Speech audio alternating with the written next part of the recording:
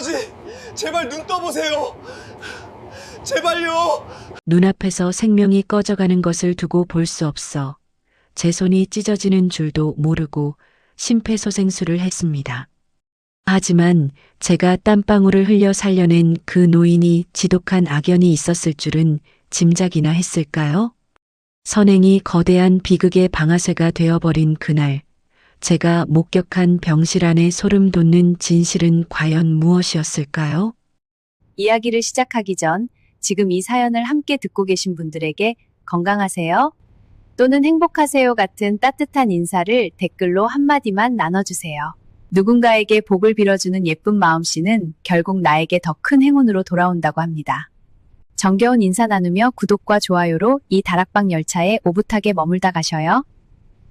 대한민국 서울에 찌는 듯한 여름 저녁, 퇴근길 지하철 2호선은 인간의 존엄성 따위는 끼어들 틈이 없는 거대한 움직이는 지옥도였습니다. 에어컨은 풀가동 중이었지만 수백 명의 사람이 토해내는 뜨거운 숨결과 땀 냄새, 그리고 삶에 찌든 피로가 뒤엉켜 객차 안의 공기는 섭씨 40도를 육박하는 듯 했습니다. 덜컹거리는 육중한 쇳소리와 함께 열차가 한강철교를 건널 무렵 객차 중간에 서 있던 한 노인의 몸이 기묘하게 비틀거렸습니다. 낡고 색이 바랜 갈색 등산복을 입은 노인, 김강직이었습니다. 그는 갑자기 무언가에 가슴을 찔린 듯한 표정으로 억새풀 같은 백발을 흔들며 가쁜 숨을 몰아쉬었습니다.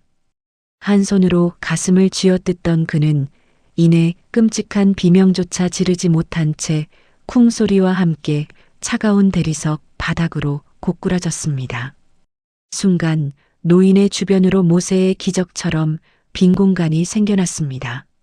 하지만 그것은 은혜로운 기적이 아니라 인간의 본능적인 공포와 무관심이 만들어낸 차가운 심연이었습니다.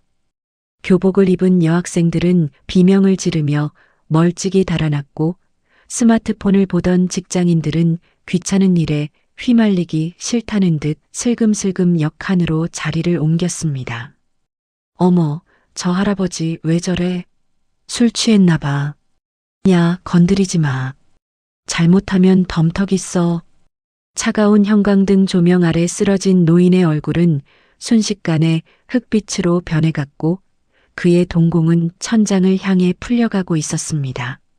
생명이 촛불처럼 꺼져가는 그 절박한 순간 지하철 안에 가득 찬 수백 개의 눈동자 중 그 어디에도 노인을 향한 진심 어린 걱정은 존재하지 않았습니다.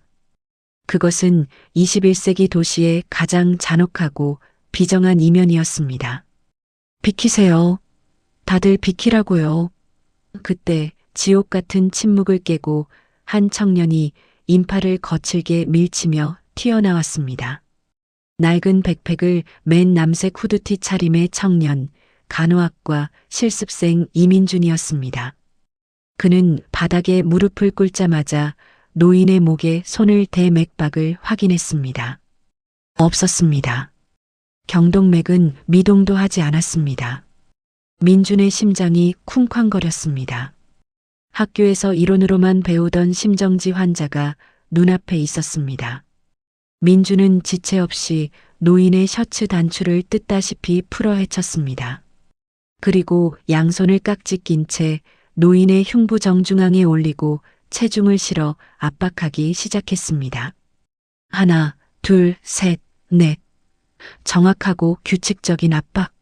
하지만 노인의 몸은 죽은 고목처럼 미동도 없었고 갈비뼈가 으드득거리는 끔찍한 감촉만이 민준의 손바닥을 타고 올라왔습니다. 5분이 지나고 10분이 넘어갔습니다. 민준의 이마에서는 비 오듯 땀이 쏟아져 내려 눈을 찔렀고 거친 숨소리는 객차 안의 소음을 압도했습니다. 팔 근육은 마비될 듯 경련을 일으켰고 바닥에 쓸린 무릎과 손가락 마디에서는 피가 배어 나와 노인의 옷을 붉게 물들였습니다. 하지만 민주는 멈출 수 없었습니다. 할아버지, 제발 눈 좀 떠보세요. 아직 안 돼요. 민준의 처절한 절규는 객차 안을 울렸고 그 진심 어린 외침에 뒷걸음질 치던 승객들이 하나둘씩 민준의 주변으로 모여들기 시작했습니다. 하지만 그들은 여전히 도와줄 생각은 하지 않은 채 스마트폰을 꺼내 이 잔혹한 사투를 촬영하기 바빴습니다. 섬뜩한 카메라 플래시 터지는 소리가 민준의 절망적인 압박 리듬에 맞춰 번뜩였습니다. 마치 노인의 죽음을 전시하는 듯한 그 광경 속에서 민준은 홀로 외로운 싸움을 계속하고 있었습니다. 얼마나 지났을까? 민준의 체력이 한계에 다다라 의식이 흐려질 무렵이었습니다. 컥 하는 육중하고 기괴한 소리와 함께 노인의 몸이 크게 한번 튀어 올랐습니다. 멈췄던 심장이 다시 뛰기 시작하며 노인이 가쁜 숨을 토해낸 것입니다. 죽음의 문턱에서 생명이 돌아온 기적의 순간이었습니다. 열차는 다음 역에 급정거했고 대기하고 있던 구급대원들이 다급히 노인을 들것에 실어 나갔습니다. 땀과 눈물 그리고 노인의 피로 범벅이 된 민주는 다리에 힘이 풀려 주저앉았습니다. 긴장이 풀리자 온몸의 근육이 비명을 질렀고 손은 떨려 지탱할 수 없었습니다. 가쁜 숨을 고르던 민준의 시선이 노인이 누워있던 자리에 떨어진 무언가에 머물렀습니다. 낡고 해진 검은색 가죽 지갑이었습니다.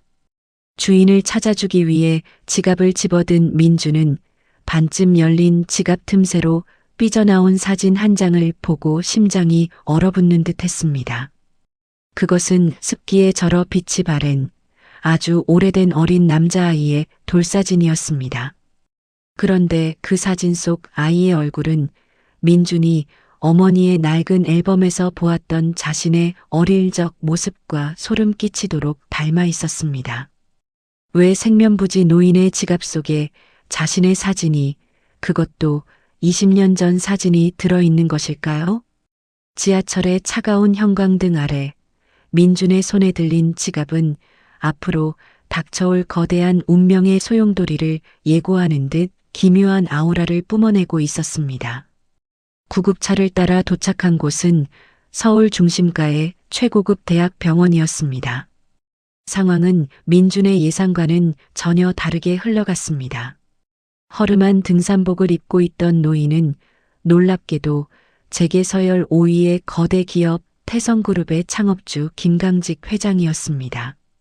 VIP 전용 응급실은 아수라장이 되었고 병원장까지 달려와 직접 노인의 상태를 살폈습니다. 그리고 얼마 후 응급실 복도를 쩌렁쩌렁 울리며 화려한 경호원들에 둘러싸인 한 남자가 등장했습니다. 김 회장의 외아들이자 태성그룹 사장 김철수였습니다. 군더더기 없는 네이비 핀스트라이프 정장과 붉은색 실크 넥타이, 깔끔하게 포마드로 빗어 넘긴 머리는 그의 냉혹하고 완벽주의적인 성격을 그대로 드러냈습니다. 철수는 주치의에게 아버지가 무사하다는 소식을 들었음에도 안도의 한숨 대신 짜증 섞인 표정을 지었습니다. 그는 복도 벤치에 땀에 젖은 채 피투성이 손으로 앉아있는 민준에게 다가갔습니다. 생명의 은인을 향한 따뜻한 감사의 인사는 없었습니다.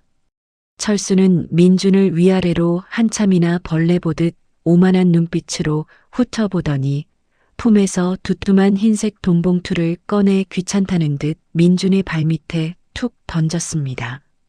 봉투 안에는 5만 원권 수표 수백 장이 가득 들어 있었습니다. 이봐 학생, 우리 영감탱이 무료 지하철 타고 다니는 거 노려서 각본 짜고 접근한 자해 공갈단인 거 다 아니까 이거 먹고 떨어져. 뉴스에 제보니 뭐니 헛소리하면서 태성그룹 흠집낼 생각하면 가만 안 둬. 철수의 목소리는 얼음장처럼 차갑고 멸시로 가득 찼습니다. 민주는 순간 귀를 의심했습니다. 사람을 살리겠다는 순수한 마음으로 했던 행동이 그의 땀과 피가 단돈 몇 천만 원에 거래되는 사기 행위로 전락해버린 것입니다. 모멸감에 온몸이 부르르 떨렸습니다. 민주는 짐승 같은 포효를 지르며 바닥에 떨어진 돈봉투를 철수의 얼굴을 향해 내던졌습니다. 수십 장의 수표가 복도 가득 휘날렸습니다. 돈, 이딴 돈 필요 없어. 사과해. 내 진심을 모욕한 거 당장 사과하라고. 민준의 절규에 철수의 눈빛이 섬뜩하게 빛났습니다. 감히 내게 근본도 없는 버러지 새끼가. 그 순간 짝 하는 마찰음이 응급실 복도를 날카롭게 찢었습니다. 철수의 억센 손바닥이 민준의 왼쪽 뺨을 무자비하게 후려친 것입니다. 충격에 고개가 돌아간 민준의 입술이 터지며 붉은 피가 복도 바닥으로 튀었습니다. 어디서 근본도 없는 버러지 새끼가 지저대? 내깟 놈이 뭔데 우리 아버지 몸에 함부로 손을 대? 자해 공갈도 모자라 행패까지 부려? 이 새끼 당장 경찰에 넘기고 고소해. 철수의 광기 어린 호통에 덩치 큰 경호원들이 민준의 양팔을 거칠게 꺾어 병원 문 밖으로 내동댕이 쳤습니다. 아스팔트 바닥에 나뒹구는 민준의 모습은 너무나 비참했습니다. 생명을 살렸다는 자부심은 갈기갈기 찢겨나갔고 가슴 속에는 세상에 대한 걷잡을 수 없는 분노가 피어오르기 시작했습니다. 차가운 병원 주차장 아스팔트 바닥에 쪼그려 앉은 민주는 짐승 같은 신음을 뱉어냈습니다.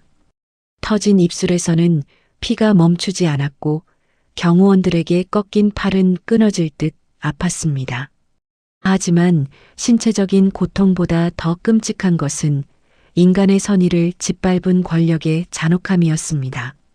엄마, 나 왜 간호사 되겠다고 했을까? 세상이 이렇게 썩었는데. 민주는 땀과 눈물로 범벅이 된 얼굴을 무릎에 파묻고 오열했습니다. 그때 주머니에서 무언가 툭 떨어졌습니다. 지하철에서 노인의 지갑을 주울 때 함께 주워 무의식적으로 주머니에 쑤셔 넣었던 노인의 낡은 가죽 수첩이었습니다. 떨리는 손으로 민주는 수첩을 펼쳤습니다. 수첩 첫 장에는 아까 지갑에서 보았던 민준의 어릴 적 돌사진과 함께 낡은 글씨가 빽빽하게 적혀 있었습니다. 이요한 기사, 나를 대신해 죽은 내 평생의 은인. 그 아들 민준이를 반드시 찾아야 한다. 태성그룹은 내 아들 철수가 아니라 민준이에게 물려주어야 한다. 그것만이 내가 속죄하는 길이다. 이요한. 그것은 민준이 태어나자마자 교통사고로 세상을 떠났다고 알고 있던 단 한 번도 얼굴을 본 적 없는 아버지의 이름이었습니다. 가난한 간호학과 학생과 수백억 자산가 노인. 결코 만날 일 없던 두 사람의 운명은 이미 20년 전부터 끔찍한 피의 악연으로 묶여 있었던 것입니다. 민주는 어두운 가로등 아래서 수첩 속 아버지의 이름을 멍하니 바라보며 소름 돋는 진실의 끝자락을 마주했습니다. 민준의 다급하고 혼란스러운 전화를 받고 병원으로 달려온 어머니 윤지는 아들의 피투성이 얼굴을 보자마자 비명을 질렀습니다. 민준아, 이게 무슨 일이야?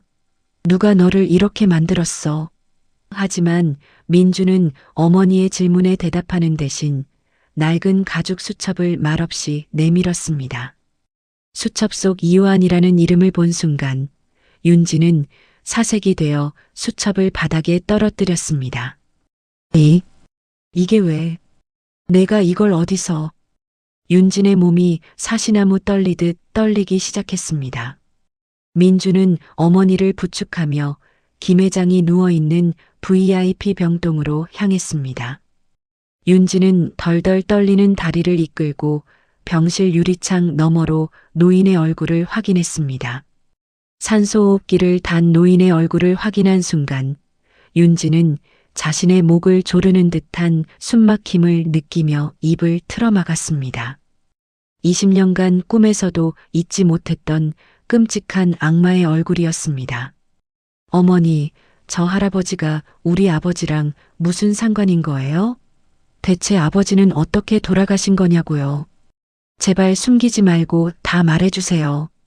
민준의 울부짖음에 윤지는 결국 차가운 병원 복도 바닥에 주저앉아 20년간 가슴에 문드러지도록 묻어둔 끔찍한 진실을 토해냈습니다.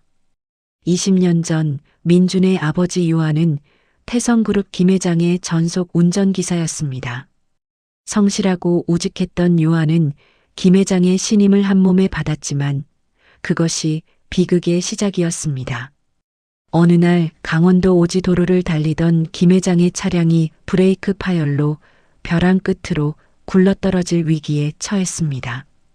요한은 순간적인 판단으로 핸들을 운전석 쪽으로 꺾어 가드레일을 들이받았고 자신의 목숨을 희생의 뒷자리에 있던 김 회장을 온몸으로 지켜냈습니다. 그것은 단순한 교통사고가 아니었습니다. 그 차 블랙박스에 찍혀 있었어.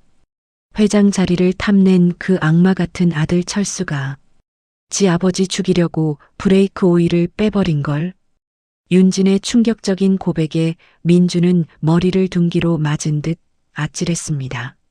사고 직후 진실을 은폐하기 위해 철수는 조폭들을 동원해 갓돌이 지난 민준을 품에 안은 윤진을 협박했습니다. 이 블랙박스 세상에 공개하면 당신하고 이 애새끼 목숨은 없어. 조용히 입 다물고 떠나. 철수는 요한의 보상금마저 모두 가로챈 채 어린 민준과 윤진을 차가운 길거리로 나앉게 만들었던 것입니다. 그놈은 사람이 아니야, 민준아. 지 아버지를 죽이려 하고 은인의 가족을 짓밟은 악마라고. 내가 살려낸 그 노인이 바로 우리를 이 지옥에 몰아넣은 원수의 아버지야. 오열하는 어머니를 부둥켜 안은 민준의 가슴 속에서 걷잡을 수 없는 분노의 불길이 치솟았습니다. 생명을 살렸다는 알량한 자부심 따위는 사라졌습니다. 자신이 살려낸 노인의 아들이 바로 아버지를 죽이고 어머니의 평생을 짓밟은 원수였다니. 이 끔찍한 악연 앞에 민주는 눈물을 삼키며 주먹을 꽉 쥐었습니다. 그 시각 철수는 자신의 비서로부터 민준의 뒷조사 보고를 받고 비열한 미소를 짓고 있었습니다. 이요한의 아들이라고? 질긴 잡초 같은 새끼들. 20년 전에 밟아버렸어야 했는데. 철수는 민준의 정체를 확인하자마자 당장 병원장실로 쳐들어갔습니다. 태성그룹은 이 대학병원의 최대 후원자이자 설립자였습니다. 철수는 소파에 거만하게 다리를 꼬고 앉아 병원장에게 서류 한 장을 던졌습니다. 그것은 민준의 간호학 실습일지였습니다. 이민준이라는 실습생. 당장 내일부터 병원 출입 금지시켜. 그리고 간호사 국가고시 추천서도 다 찢어버려요. 내 눈에 흙이 들어가도 그 새끼가 가운 입고 병원 돌아다니는 꼴은 못 보니까.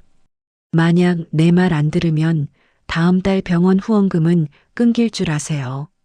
병원장은 식은땀을 흘리며 연신 고개를 숙였습니다. 다음 날 아침 아무것도 모른 채 출근한 민주는 병원 로비에서 보안 요원들에게 짐이 내동댕이 쳐지는 수모를 겪으며 쫓겨났습니다. 아버지를 죽인 원수가 이번에는 민준의 꿈마저 처참히 짓밟아버린 것입니다. 거대한 권력 앞에 민준 모자는 벼랑 끝으로 내몰리고 있었습니다. 김 회장이 의식을 되찾지 못한 지 일주일이 지났습니다. 병원은 혼수 상태가 장기화될 것이라고 발표했지만 철수에게는 지금이 그룹을 완벽하게 장악할 절호의 기회였습니다.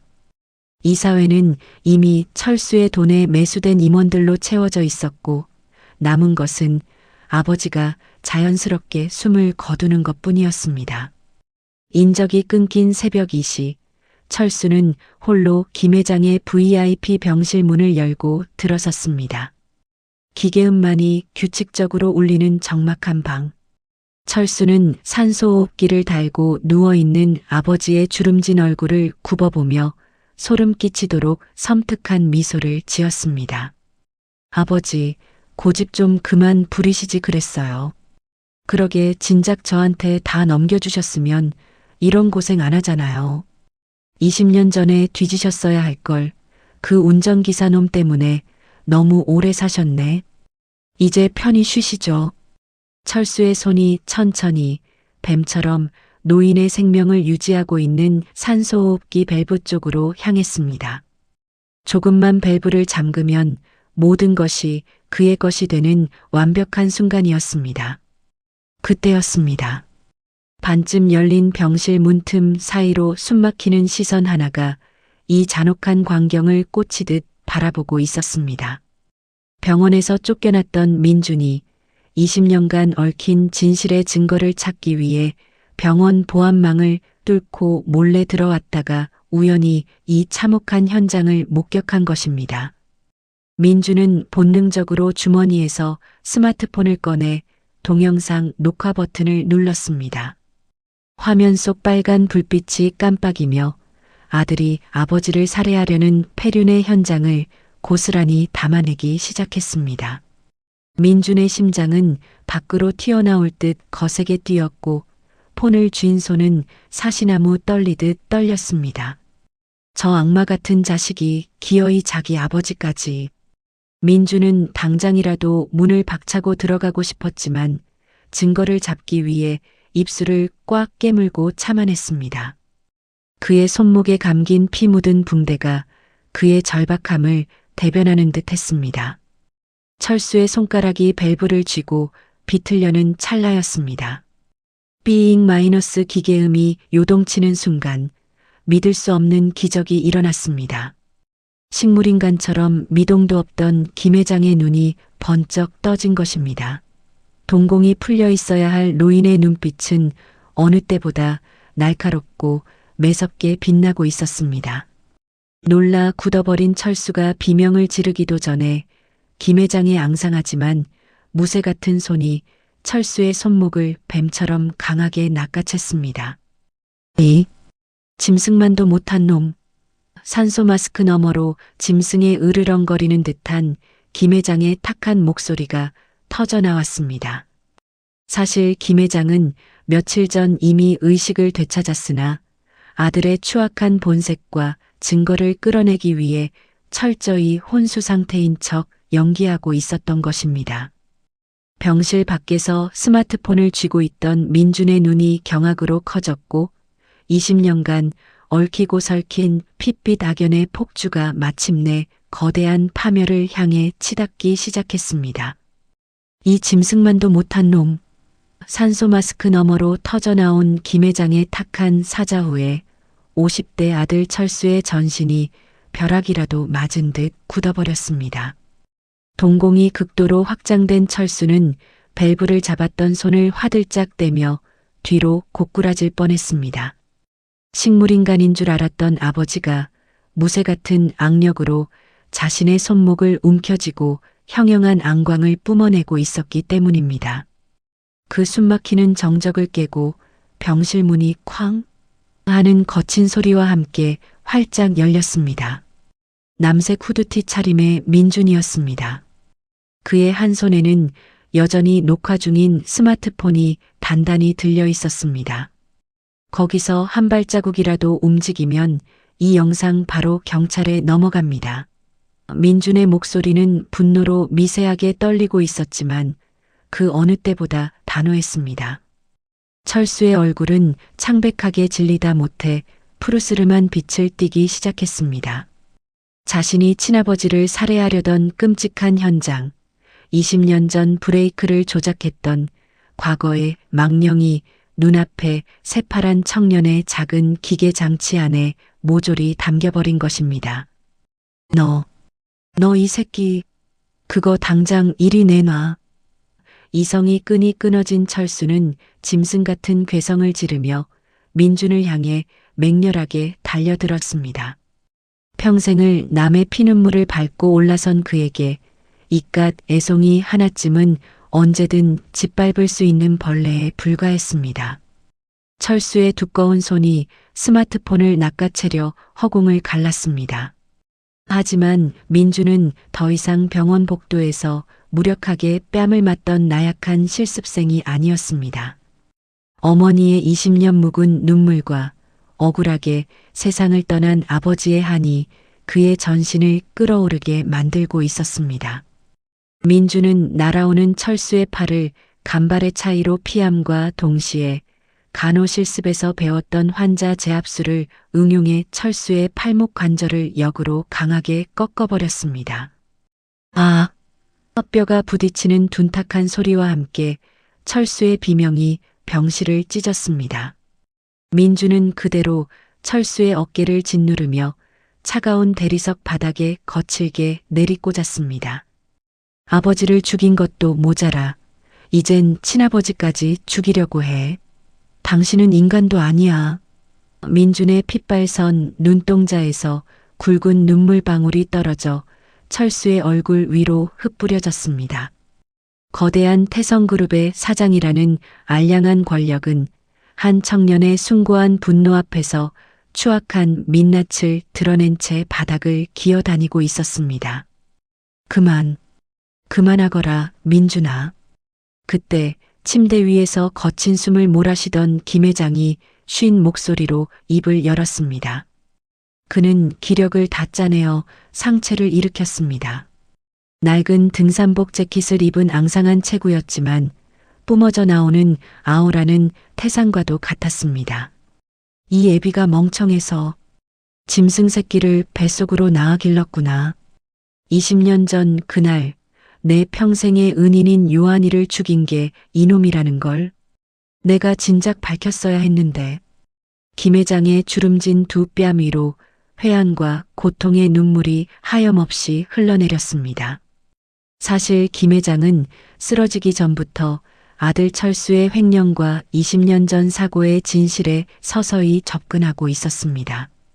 철수가 눈치채지 못하도록 낡은 등산복 차림으로 평범한 노인 행세를 하며 지하철을 타고 민준 모자의 행방을 수소문하러 다니던 중 지병인 심장병이 악화되어 쓰러졌던 것입니다.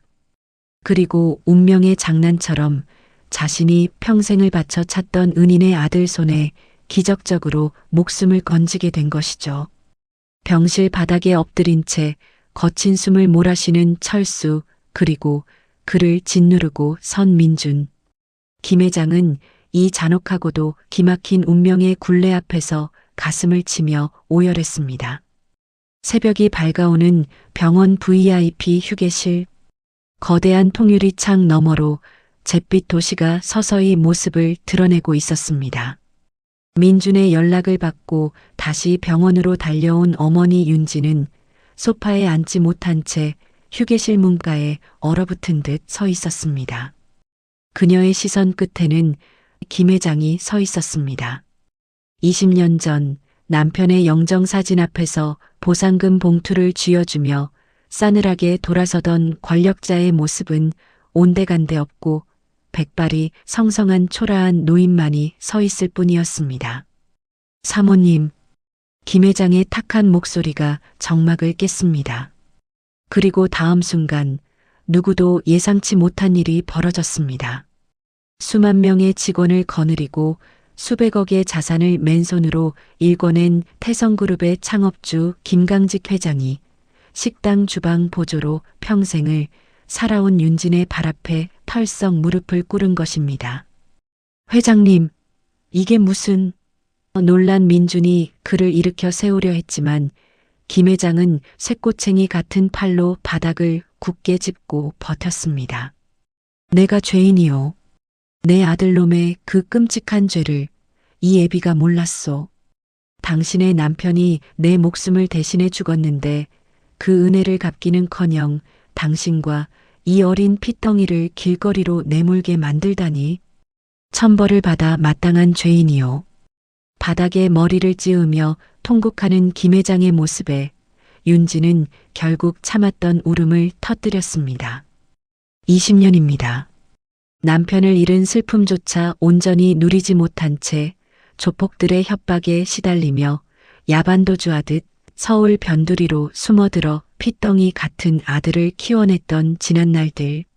식당 불판을 닦으며 손가락 지문이 다 닳아 없어지도록 견뎌온 그 억울하고 비참했던 시간들이 주마등처럼 스쳐 지나갔습니다. 윤지는 두 손으로 얼굴을 감싼 채 짐승처럼 오열했고 민주는 그런 어머니를 부둥켜 안고 함께 눈물을 흘렸습니다. 휴게실은 20년 묵은 한과 회한이 뒤엉켜 거대한 눈물의 바다가 되었습니다. 한참의 시간이 지나 폭풍 같은 오열이 잦아들 무렵 김 회장은 품속에서 두툼한 서류 봉투 하나를 꺼내 민준에게 건넸습니다. 사실 내가 10년 전부터 사설 탐정을 고용해 자네들을 찾고 있었네. 하지만 철수 그놈이 중간에서 사람을 매수해 번번이 흔적을 지워버리는 바람에 이제야 닿게 되었어. 서류 봉투 안에는 놀랍게도 이완 장학재단이라는 이름의 설립 인가서가 들어 있었습니다. 김 회장은 자신을 살리고 죽은 은인의 이름을 기리기 위해 오래전부터 개인 재산을 털어 의료계 학생들을 후원하는 재단을 비밀리에 준비해 오고 있었던 것입니다. 이건 내 돈이 아니야. 자네 아버지의 피와 살로 만들어진 자네 가족의 것이네. 자네가 사람 살리는 간호사가 되겠다고 했다지. 내 남은 여생, 이 재단을 통해 자네가 훌륭한 의료인이 되도록 평생을 바쳐 속죄하겠네. 낡은 수첩에 적혀있던 태성그룹은 내 아들 철수가 아니라 민준이에게 물려주어야 한다는 다짐은 비유나 은유가 아니라 김 회장의 뼈를 깎는 진심이었습니다. 민준은 서류를 쥐고 멍하니 김 회장을 바라보았습니다. 세상에 그 어떤 돈으로도 잃어버린 아버지와 20년의 고통을 보상받을 수는 없겠지만 적어도 이 늙은 거인의 진심 어린 사죄는 민준 모자에 얼어붙은 심장을 서서히 녹이고 있었습니다. 그날 아침 태성그룹 본사와 대학병원 로비는 말 그대로 발칵 뒤집혔습니다. 아니, 이게 무슨 짓들이야. 내가 누군지 알아? 나 태성그룹 김철수 사장이야. 당장 이거 안 풀어. 철수는 수갑이 채워진 채 경찰들에게 양팔을 붙잡혀 짐승처럼 발악하고 있었습니다. 민준이 전송한 스마트폰 영상, 즉 친아버지를 살해하려 한 존속살해 미수 증거가 경찰청에 직접 접수된 것입니다. 그룹을 장악하려 긴급 이사회를 소집해두고 샴페인을 터뜨릴 준비를 하던 철수에게는 그야말로 마른 하늘에 날벼락이 떨어진 셈이었습니다. 하지만 철수의 발악은 오래가지 못했습니다. 병원 로비의 자동문이 열리고 김 회장이 민준의 부축을 받으며 천천히 걸어 들어왔기 때문입니다. 죽은 줄로만 알았던 혹은 평생 깨어나지 못할 것이라 믿었던 거인의 등장에 병원장과 임원들은 사색이 되어 허리를 90도로 굽혔습니다. 아버지, 이건 모함입니다. 저 자해공갈단 새끼가 영상 조작해서 저를 함정에 빠뜨린 거라고요. 철수는 끝까지 추악한 변명을 늘어놓으며 발버둥 쳤습니다. 입 다물어라, 이 쓰레기 같은 놈아. 김 회장의 목소리는 크지 않았지만 병원 로비를 울리는 파괴력은 대포와도 같았습니다. 김 회장은 철수에게 눈길조차 주지 않은 채 옆에 있던 경찰 수사과장에게 미리 준비해 둔 검은색 USB 하나를 건넸습니다. 20년 전 이유한 기사 고해 사고를 사주한 녹취록, 그리고 지난 10년간 이놈이 태성그룹에서 빼돌린 수백억 원대 비자금 장부 원본입니다. 하나도 빠짐없이 법이 허락하는 가장 무거운 형벌을 받게 해주십시오.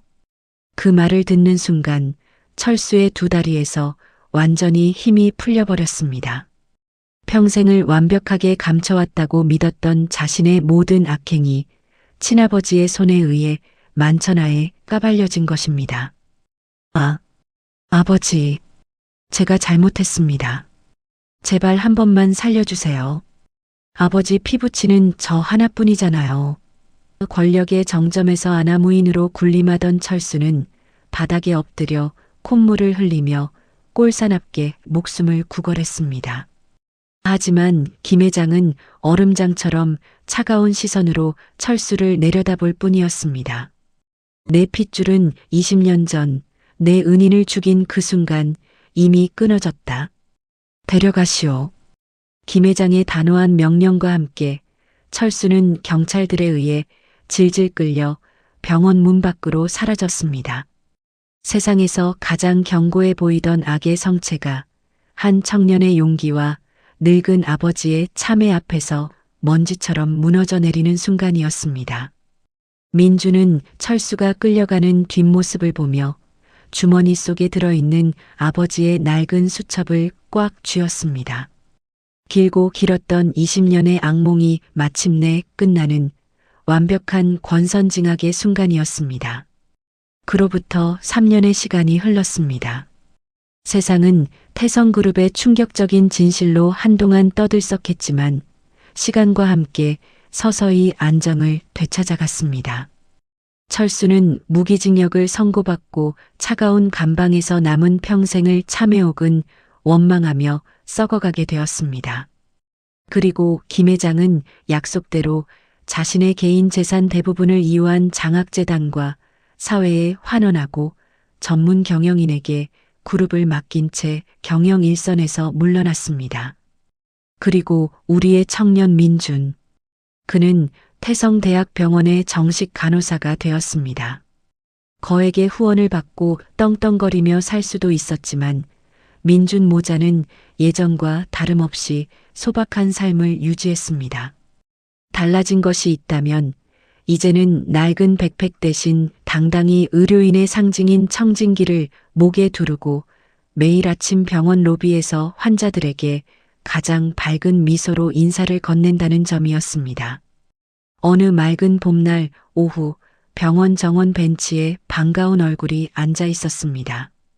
낡은 등산복 차림의 김 회장이었습니다. 모든 짐을 내려놓은 그의 얼굴은 3년 전 지하철에서 쓰러졌을 때보다 훨씬 혈색이 좋고 평온해 보였습니다. 할아버지, 오셨어요. 점심시간을 틈타 달려나온 민준이 살갑게 인사를 건넸습니다.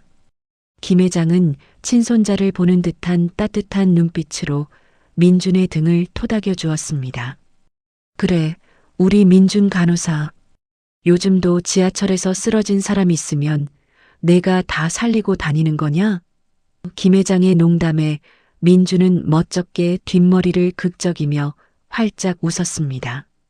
그때 윤진이 정성껏 싼 도시락을 들고 다가왔습니다. 피 한 방울 섞이지 않았고 한때는 지독한 악연으로 묶였던 세 사람이었습니다. 하지만 이제 그들은 과거의 상처를 용서와 사랑으로 꿰매고 세상 그 어떤 가족보다 끈끈한 정으로 뭉쳐 있었습니다. 따뜻한 봄 햇살 아래 세 사람의 웃음소리가 정원에 평화롭게 울려 퍼졌습니다. 생명을 향한 한 청년의 순수한 용기가 지하철에서 기적을 만들었고 그 기적은 20년 동안 묻혀있던 거대한 악을 심판하는 나침반이 되었습니다. 우리가 무심코 지나치는 만원 지하철, 누군가의 작은 친절과 땀방울이 어쩌면 세상을 바꾸는 가장 위대한 영웅의 날갯짓일지도 모릅니다. 이것으로 20년의 악연을 뛰어넘은 가슴 벅찬 이야기를 모두 마칩니다. 이번 이야기 여러분은 어떻게 보셨나요? 댓글로 여러분의 소중한 생각을 자유롭게 남겨주세요. 구독과 좋아요, 알림 설정은 다락방 열차가 다음 역을 향해 나아가는데 가장 큰 힘이 됩니다. 시청해 주셔서 진심으로 감사합니다.